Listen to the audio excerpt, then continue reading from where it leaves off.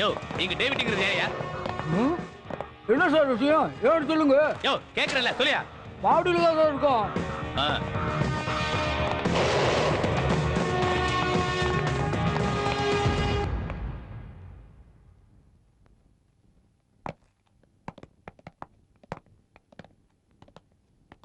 டேய்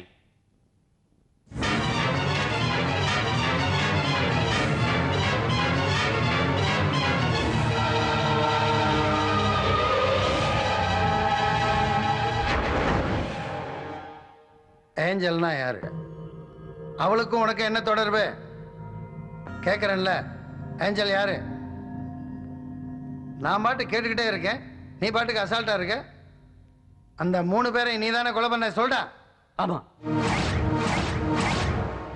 நான் தான் கொலை பண்ணேன். அதுக்காக தானே லாக்கப்ல வச்சிருக்கீங்க. எதுக்கு இத்தனை கொலையில பண்ண? சார், இது உங்களுக்கு தேவையில்லாத கேள்வி. நான் தான் கொலை பண்ணேன்னு ஒத்துக்கிட்டல, அதுக்கான காரணத்தை உங்ககிட்ட சொல்ல வேண்டிய அவசியம் இல்லை. இவனை தலைகீழா கட்டி தொங்க விடுங்க, உண்மையை நாங்க கிடைக்கிறேன். நீங்க தலைகீழா தொங்கினாலும் சரி, கொலைக்கான காரணத்தை நான் இங்க சொல்ல மாட்டேன். சொல்ல வேண்டிய இடத்துல தான் சொல்லுவேன். Crime number 206/2007, IPC 302-201, David.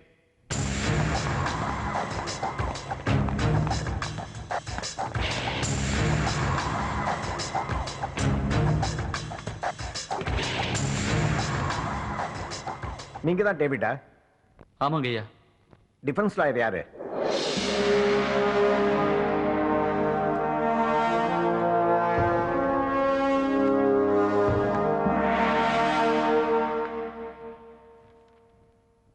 ஆண்டவன் சாட்சியாக நான் சொல்வதெல்லாம் உண்மை, உண்மையை தவிர வேறில்லை. நான் சொல்ல போறதே நிஜம்தான், சத்தியம் தேவையில்லை. அரசு வக்கீல், நீங்க வாதத்தை தொடங்கலாம்.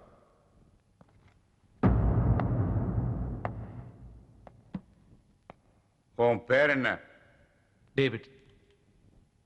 அப்பா பேரு ராபர்ட், அம்மா பேரு மேரி. நான் BCom gold medalist, real estate business பண்ணிட்டு இருந்தேன். கேட்ட கேள்விக்கு பதில் சொன்னீங்கன்னா அது போதும். நீங்க 3 பேரை கொலை பண்ணதை ஒத்துக்கிறீங்களா? 3 பேரை இல்ல, 4 பேரை. 4 பேரை கொலை பண்ணீங்களா? யார் அந்த 4வது நபர்? எதுக்காக இந்த கொலைகளை செஞ்சீங்க? சொல்லுங்க.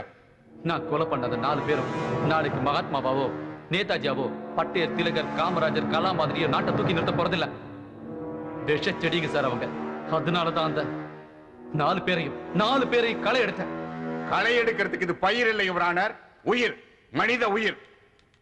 எதுக்காக அந்த 4 பேரை கொலை செஞ்சீங்க? எதுக்காக? Say to the court. அது இந்த 4 செவத்துக்குள்ள சொல்ல மாட்டேன். சட்டத்தை கையில் எடுக்கிறது தப்புன்னு எனக்கும் தெரியும். என்னோட வாக்குமூலம் 120 கோடி மக்களுக்கு தெரியணும். எனக்கு ஏற்பட்ட நிலைமை இனி யாருக்கு ஏற்படக்கூடாதுன்னு உதாரணமா இங்க நின்னுட்டு இருக்கேன். நான் சொல்ல போற விஷயம் இந்த 4 செவத்துக்குள்ள முடங்கி போயிடக்கூடாது. எனக்கு தேவை மீடியா, திறந்தவெளி கோர்ட். அது வரைக்கும் கொலைக்கான காரணத்தை நான் சொல்ல போறதில்ல. யுவர் ஆனர், குற்றவாளி சத்தமா பேசி மக்கள் நீதிமன்றம் மீடியான்னு கூட்டி தான் செஞ்ச தவறை நியாயப்படுத்தி மக்கள் மத்தியில் ஒரு அனுதாபத்தை ஏற்படுத்துறதுக்கு முயற்சி பண்றார். அதன் மூலம் சட்டத்தையும் மக்களையும் ஏமாத்த பார்க்கிறார். நீதி மேல இருக்கிற மரியாதையும் கௌரவத்தையும் களங்கப்படுத்த நினைக்கிறார். Objection overruled. கோர்ட் நடவடிக்கை போட்டோவை எடுக்கவோ வீடியோவில் பதிவு பண்ணவோ சட்டத்தில் அனுமதி இல்லை. அதுவும் இல்லாம இதை திறந்தவெளி நீதிமன்றமா மாத்துற அளவுக்கு இந்த வழக்குல எதுவும் முக்கியத்துவம் இல்லை. ஏன்னா குற்றவாளியே தன்னோட குற்றத்தை ஒத்துக்கிட்டாரு.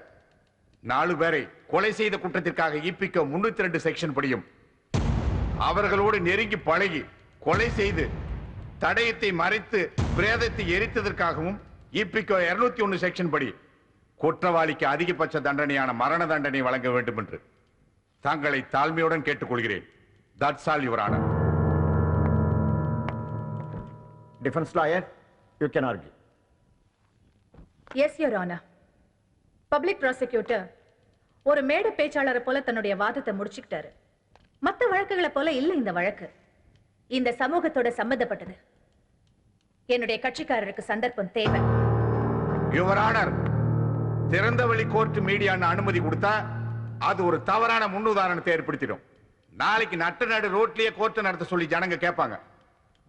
Your Honor, ஈராக் மாதிரி சட்ட விதிகளை கடுமையா பின்பற்றக்கூடிய நாடுகளையே அந்த நாட்டு அதிபர் தன்னுடைய வாக்குமூலத்தை பதிவு பண்றத உலக மக்கள் டிவியில லைவா பாக்குறாங்க.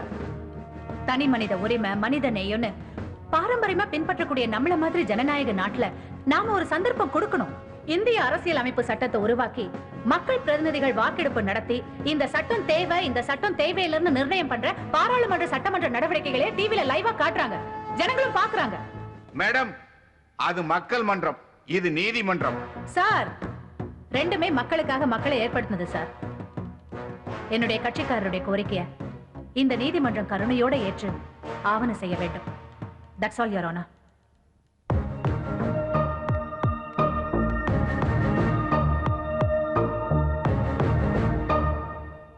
இந்த வழக்கு சம்பந்தமாக டிஃபென்ஸ் லாயர் கோரிக்கையை இந்த நீதிமன்றம் ஏற்றுக்கொள்கிறது. குற்றவாளி தான் செய்த குற்றத்தை மறைக்காமல் செய்த தவறை இந்த சமுதாயத்துக்கு தெரியப்படுத்த வேண்டும் என்ற கோரிக்கையை முன்வைத்துள்ளார் அவர்.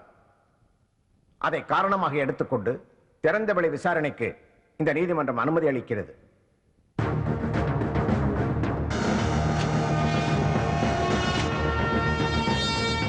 கூட இருந்தது 3 பேரு, அந்த 4வது ஆள் யாருன்னு தெரியலையே. கொலையோ பண்ணிட்டு கோர்ட்ல எவ்வளவு திமிரா பேசிக்கிறான் பாத்தியா? காலம் கெட்டு போச்சு பெருசு. அனிதா, கேக்குறேன், தப்பா நினைக்காத. டேவிட் விஷயத்துல பர்னி கூட சேர்ந்து நீ ஏதோ தப்பு பண்ணியா? இல்லடி, நீ சொல்ற டேவிட நான் பாத்திருக்கேன். மத்தபடி நான் பரணி கூட சோஷியலா பழகுவேன், அவ்வளவுதான். எத்தனையோ தடவை நான் பரணி கிட்ட நாம காலேஜ் ஸ்டூடெண்ட்ஸ், நமக்குள்ள ஜாலியா இருக்கலாம், பட் பப்ளிக்க டிஸ்டர்ப் பண்ணா பின்னாடி ஏதாவது பிரச்சனை வரும் நான் சொல்லுவேன். அவன் கேட்டாதானே.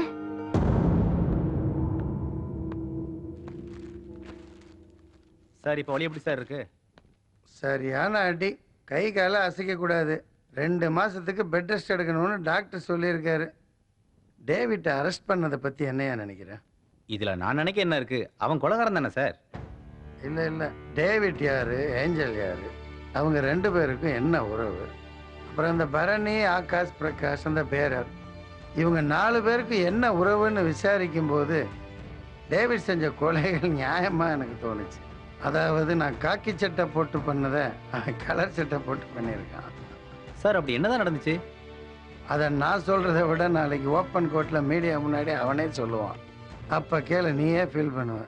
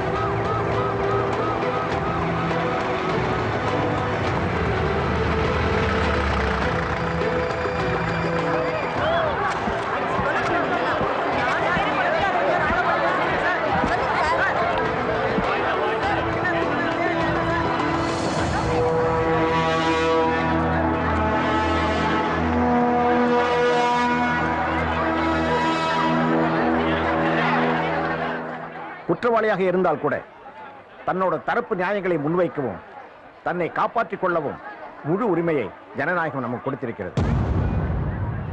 எனவே குற்றவாளி தன்னுடைய வாக்குமூலத்தை முழு மனதோடு மக்கள் மத்தியில் பதிவு செய்யலாம்.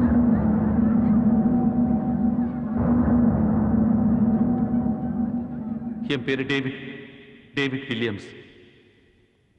ஏஞ்சலுங்கிறது